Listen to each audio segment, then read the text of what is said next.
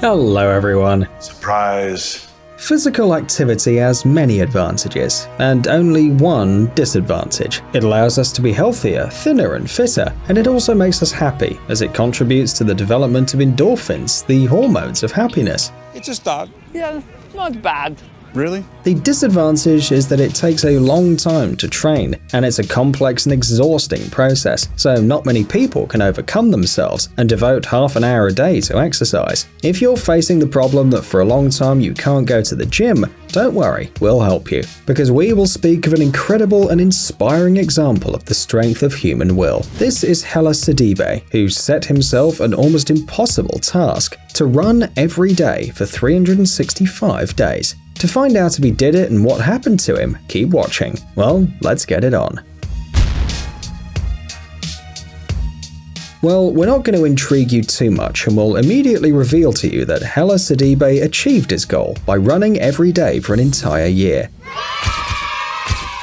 no matter the weather or how he felt. However, the story of how he did it evokes respect and will serve as a stimulus for you to start practicing or exercising more frequently. Everyone who participates in sports challenges has a common opinion. The hardest part is the beginning. It's hard to run, nobody denies it, but it's much harder to find enough willpower every day to get out on the street anyway. In the first few weeks of the challenge, it was so difficult to overcome himself that Hella Sidibe ran only 10 minutes each day. The minimum distance he ran in one day was 1.5 kilometers. Despite all the difficulties, the man was still forced to run out every day, and finally, after a month of practice, this became a habit and even an obligatory ritual. This, however, doesn't mean that it was much easier for Hella to run. The boy began to notice a greater resistance and gradually began to increase the jogging time. First, he ran about 8 kilometers a day, then 9.5, and at the end of the challenge, he covered a total distance of 13 kilometers.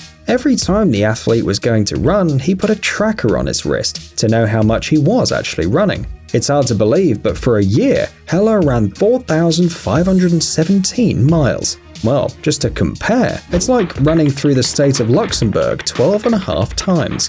Well, or like running horizontally through the United States of America. Hella Sidibe is an example of the fact that even if you work a little but regularly, without being overcome by laziness and surpassing yourself, in the end you will be able to achieve an incredible result. Maybe you see Hella, notice his athletic build and say, well, I can't do it, he's African, and they, as a rule, have athletic genes. Well, maybe so, but Hella is an exception. The boy was born in the western part of Africa in the city of Mali. In this region, people are very thin. In this photo of Hella's football team, you can see that the child was short, while the other children were taller and larger than him. When he was a child, Hella, seeing that he was different from his peers, promised himself that, regardless of the sacrifices, he would become an athlete, and in the mirror he would find an athletic person. As you can see, the man kept his promise. Practicing squats and push-ups every day, Hella noticed how his body began to change. Even the simplest and most basic exercises were enough to accentuate his athletic figure. His chest inflated, and his abdomen divided into small cubes. Such changes inspired the man to join the gym. He continued studying, however. He performed more and more different exercises. The results, of course, didn't appear instantly. Sport doesn't work that way. But today, the man has an excellent physique and impressive muscles that can only be envied.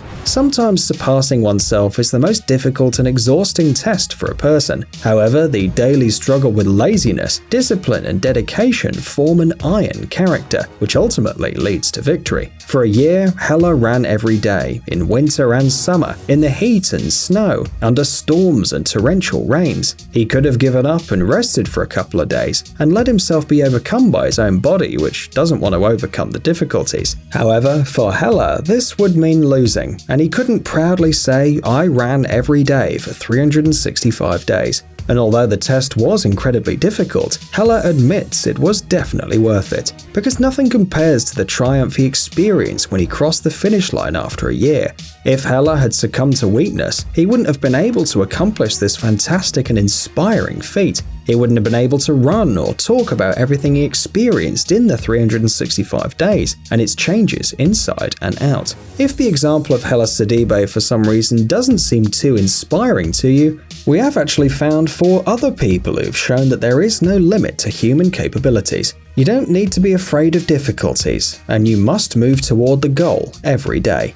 When Jessica Cox was young, her biggest fear was flying. Every time she and her family had to fly somewhere on a commercial airplane, there was no limit to their horror. At some point, however, everything changed. The girl decided that she wanted to learn to fly in an airplane, even though she had no hands. Jessica was born this way, and in her childhood she wore special prostheses, but then abandoned them, deciding that she'd use her legs for everything. She admits that at first she was very afraid to study. Every day she had to outdo herself. Even the simplest operations, such as buckle up, were given to her with difficulty. However, the woman didn't even think about giving up. Today, she easily performs with her feet all the actions we do with our hands. Root beer is actually easier.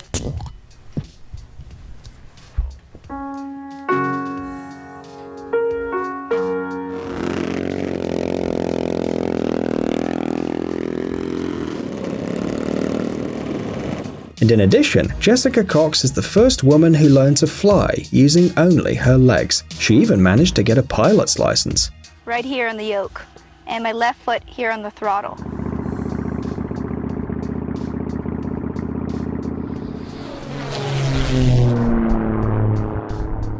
How was the flight? That was fun.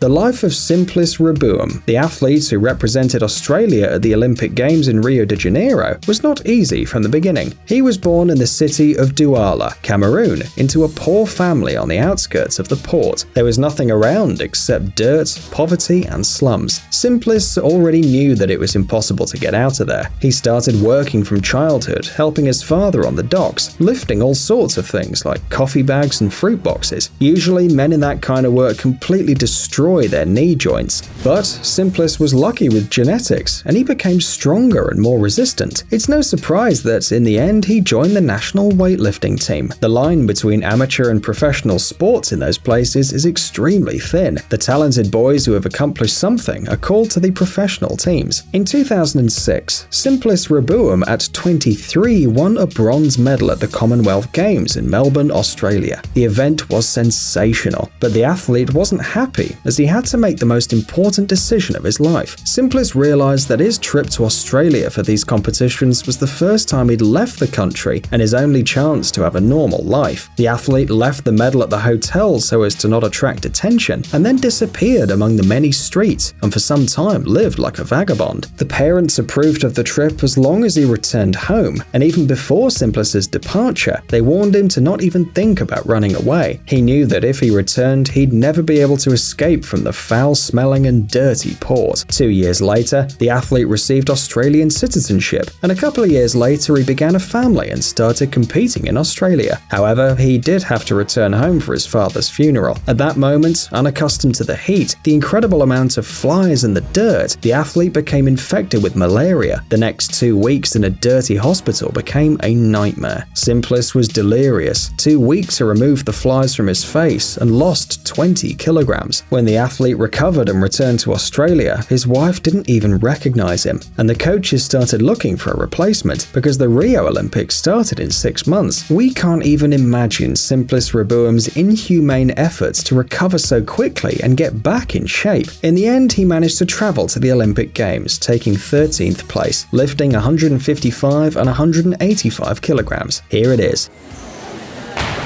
Come on!